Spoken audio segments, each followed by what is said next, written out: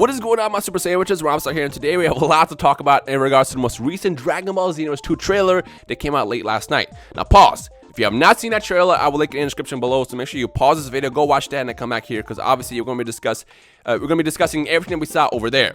Now, the biggest reveal about this trailer was, for the most part, it was kind of the same. It talked about the story. It talked about, it had a bunch of cutscenes that we saw in the Anime Expo trailer, but the key difference is they showed off the race transformations. Now, I will say this right now, I don't know if this is all the transformations, because for all we know, there's going to be a lot more planned, and there's going to be a lot more to be revealed still, because we still have a couple months to go before Xenoverse 2 comes out. So with that said, let's not assume that this is everything in the game. For all we know, there's going to be a lot more, because even a couple weeks ago, Hirano-san, the producer of the game, did say that there is no playable giants in the game, and then there are. The giant Namekians, they're clearly giants. So for all we know, there's going to be a lot more planned, but for now, let's just discuss only what we see in this trailer. Now, I'm just going to jump right into it and talk about the Namekian and human race.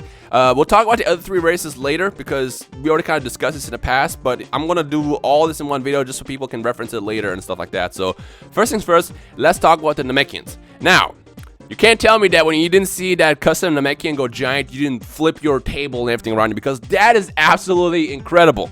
Now, the question is how useful is it going to be? If you guys remember in Tenkaichi 3, that was like the last, I think it was the only game, or only game in the series that had giants. Well, Tenkaichi 2, Tenkaichi 1, stuff like that, but the Tenkaichi series was the only in the franchise that had giants playable from what I remember.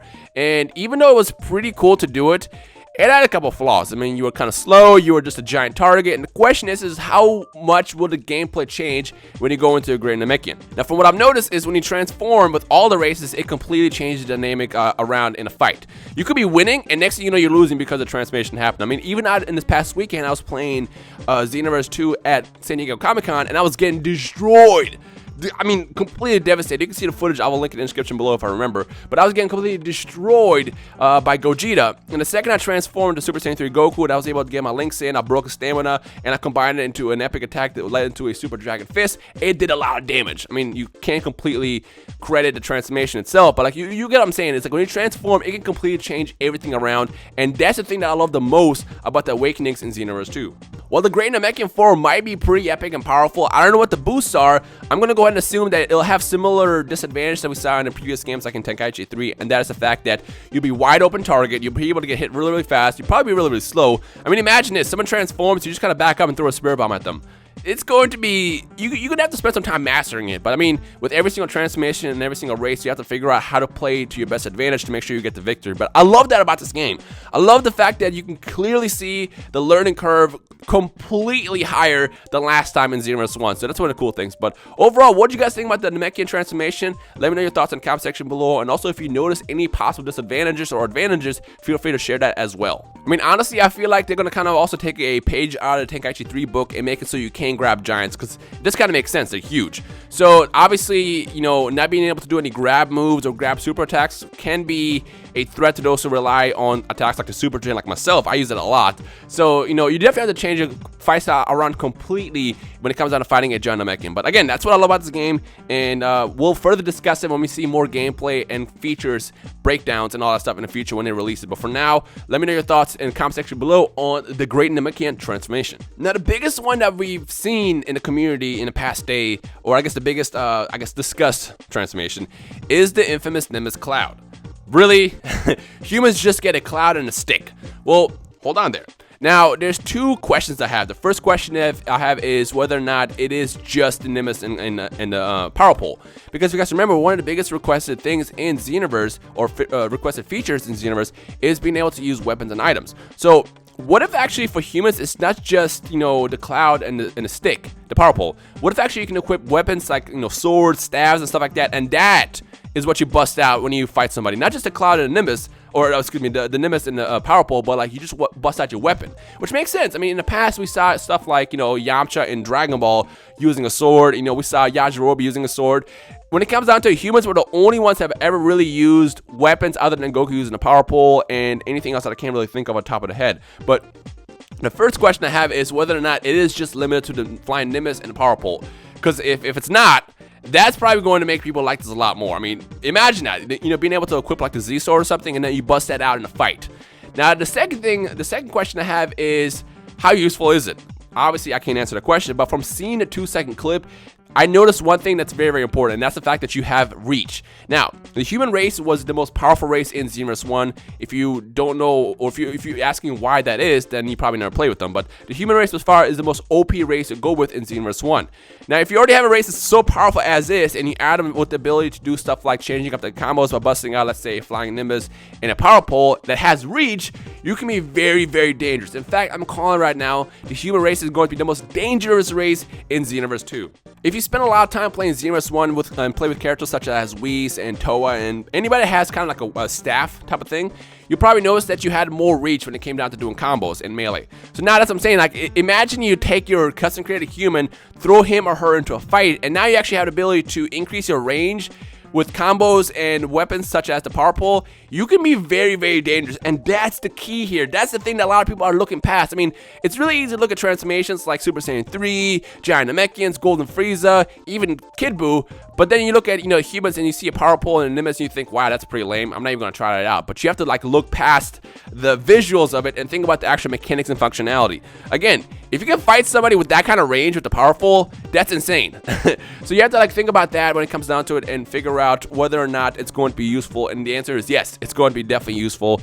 So really, just like with the Namekian thing, we have to kind of wait to see what else is available. Because again, if it is indeed just a weapons thing where it could be any other weapons like, swords and staves and poles and stuff like that, that'll be incredible. But if it is just a Nimbus and pole, it still is pretty good just because it adds range and can really change a combo game up completely. So you can go from losing to winning within seconds. And that's what's so amazing about the human transformation.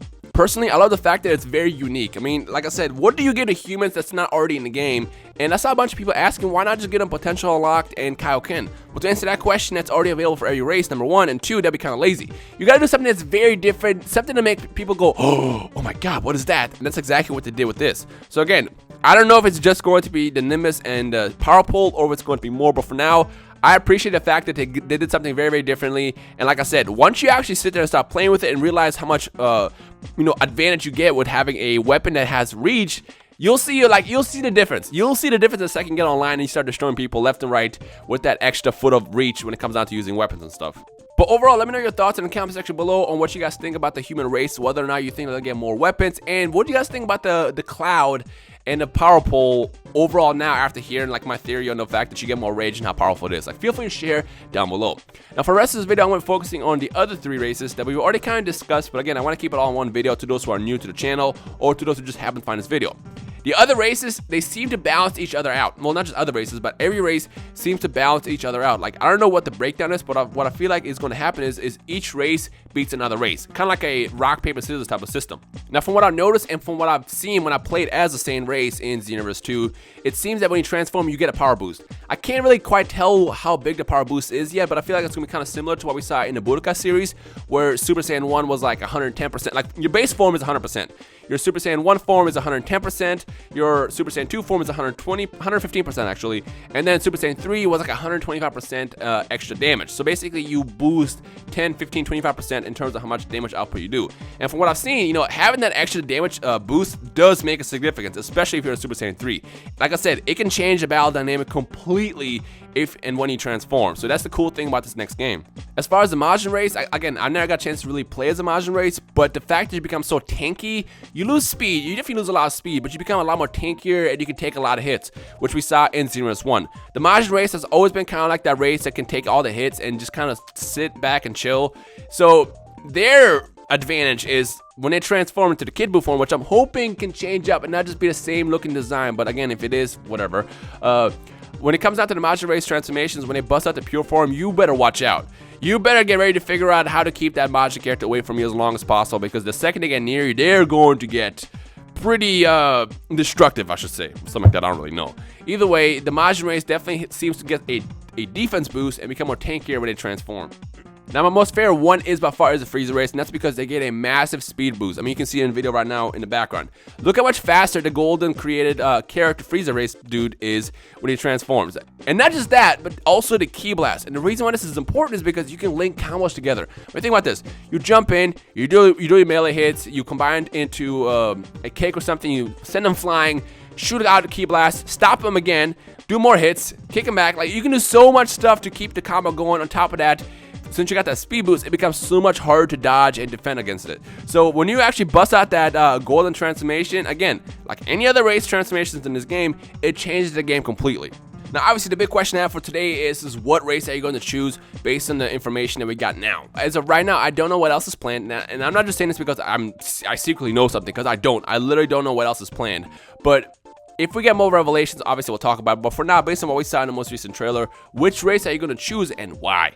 With me, I'm still going to stay with the Frieza race just because I love the golden form and I love the speed boost and I know how dangerous it is, and I will stick with that. But honestly, the human race, they sound pretty interesting. If it indeed ends up being more than just a Nimbus and the power pool, such as being able to choose any weapons for your awakening, that might be my first choice. But again, that might change depending on what we get as we get closer to October. But for now, my go-to choice is the Frieza race. What about the rest of you guys? Let me know your thoughts in the comment section below. Now, as far as the next Xenoverse update, Gamescom is in a couple weeks. It's sometime mid-August, I believe. I don't have the date pulled up right now at the time of recording this video, but it's coming up very, very soon. And I think we'll get our next big Xenoverse update around then. But for now, I guess we just kind of wait and chill. But if you're new to this channel and you want some more Xenoverse 2 news and all that stuff as soon as it happens, make sure you subscribe, stay tuned. And of course, when the game comes out, I'll do a bunch of fights and stuff like that as well. But we'll just have a bunch of fun around the game. Make sure you stay tuned to this channel, subscribe if you're new and all that good stuff. But for now, I guess I'll see you guys in the comment section below. Anyways, if you're hyped for Xenoverse, make sure you leave a like right below as well. You guys enjoy the rest of your day. My name is Rhymestyle, and I will see all y'all super sandwiches in the comment section below. Peace.